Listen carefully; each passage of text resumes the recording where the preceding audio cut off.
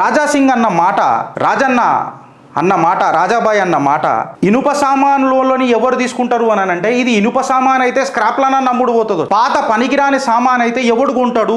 నెత్తి మీద 100 రూపాయలు పెడితే 10 రూపాయలకు అమ్ముడు పోయే ఆ నలుగురు ఉన్నరా పార్టీల కార్యకర్తల మనసును అర్థం చేసుకునే కెపాసిటీ వీళ్ళకు ఉన్నదా అని అడుగుతున్నా. 2 మంత్రులు, 4 మిత్రులు, నూనెల నాగయ్యలు, జానే జిగర్ ఆ నలుగురు, ప్రజా సమస్యల పట్ల పోరాటం శూన్యం, సొంత అజెండాల కోసం వీరాంగం. ఇది ఇవాళ తెలంగాణ బీజేపీ పరిస్థితి అని అంటే మీ కమెంట్ రూపంలో చెప్పుండ్రి, నిజమా అబద్ధమా నేను మాట్లాడుతున్నది.